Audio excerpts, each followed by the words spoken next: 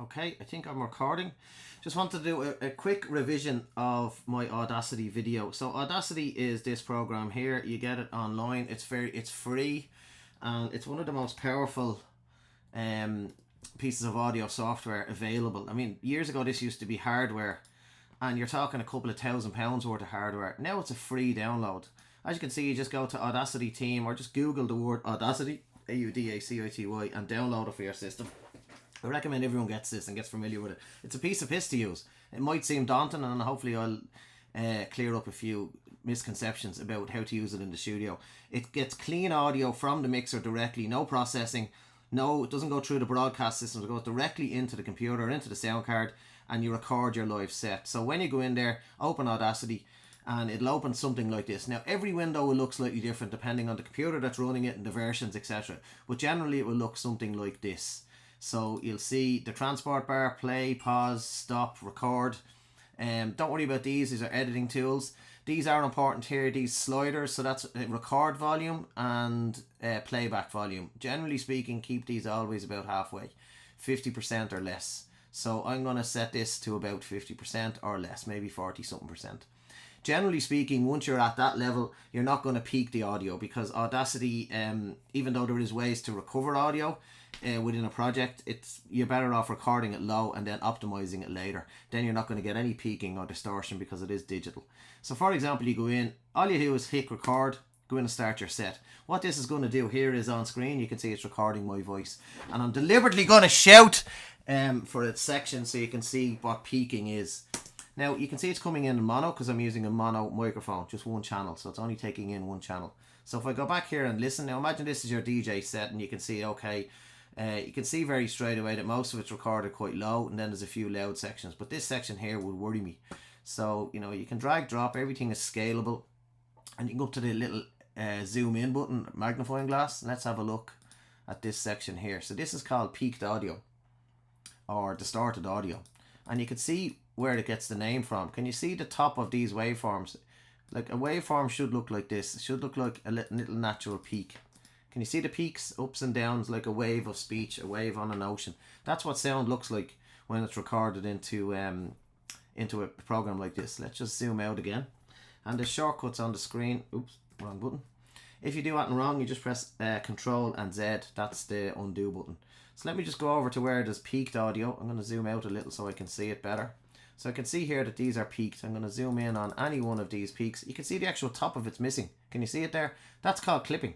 In other words, they've sliced off the top of that audio. So here, what would happen is you'd get a bit of a stutter and a judder, and it would sound like noise or distortion, but not a nice result. So the only way to get that is to get rid of that is to record it at a lower volume. So I'm just going to zoom out again. And have a look at that. Now you can repair that, but generally speaking, try and avoid it by setting your recording level a bit lower, and then you shouldn't be going any louder. Obviously in the DJ box, in the booth, and in the mixer, you need to be aiming towards 0. Up around 0 is fine, but don't be pushing it too much further than 0. So no red lining, definitely no red lining. That goes without saying. So if you wanted to repair that audio, you could just select that section that it's damaged on. It's actually damaged there as well, I can see. And you can de-amplify. So if I go to this effect button and go to amplify, this will turn it down. So I'm just going to make sure that allow clipping is pressed. I'm just going to de-amplify by 1 decibel, or even 0.5, half a decibel, apply. You can see there it's reducing. I'm just going to press Command and R to repeat, and you can see what it's doing. It's lowering that section of audio and recovering the audio. Can you see there now? It should be nearly recovered. I'm just going to repeat it one more time. So there's no more peaking. Let's just go into the highest part there and zoom in. Now again, I wouldn't expect you to do this in studio. You could do this when you get home. But for fixing audio like this, you're better off working within the one project. But it's quite fast. There's no peaking there, and we've restored the actual natural peaks of that audio. So there's no clipping going on. So that's back to normal. Now what I'm going to do is improve the quality of the audio. So I'm going to select all by going to select and A, or Control and A. And I'm going to try and normalize the audio across the full mix to bring it all up towards 0, increase the lower portions and decrease any higher portions. And this is what compression does very, very well. So the legacy compressor make sure these two buttons are clicked at the end. Otherwise, don't need to change anything else. Ratio should be 2:1. Click apply and see what it does to the audio. I'm going to repeat that by compressing Control R, and look what it's doing. It's bringing up all the quiet parts and bringing down. It's not going to let anything go over 0. So you've improved the quality of your mix across the board there. So that is that mix now. Let's just listen to it by pressing play. It's my voice. When you're happy with it, you just select all. You go to File and Export Audio. You do not go to Save Project, because that creates a whole project file. It could take 20 minutes to save a project file, and the reason it will do that is because it assumes you want to work on that project later on. So it creates loads of other little file information pieces. You don't need that. You're trying to export the audio. So you click Export Audio. You tell it where it's going. So you browse. Click the browse button. I would say save it to desktop and call it something logical. So I'm going to call it Dean and today's date, which is the 10th December. Call it something that makes sense to you. So if you have to search for it, remember the name. I'm going to save it to desktop. And what type of file I'm going to save it as? A WAV or AFF? I'd advise you to save it as WAV or AFF, not MP3, because then it's going to compress the file and you're going to lose bits of the audio. So save it as lossless, which is WAV or AAFF or FLAC. But WAV and AAFF can be read by CDJs, so use them.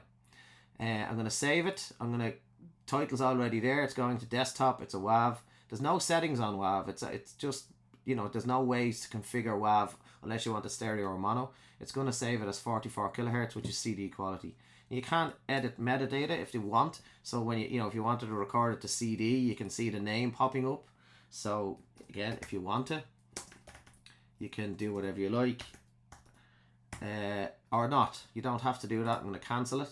That just puts in metadata behind the file. And then you just click export. The file will then appear on my desktop. Let's go to my desktop.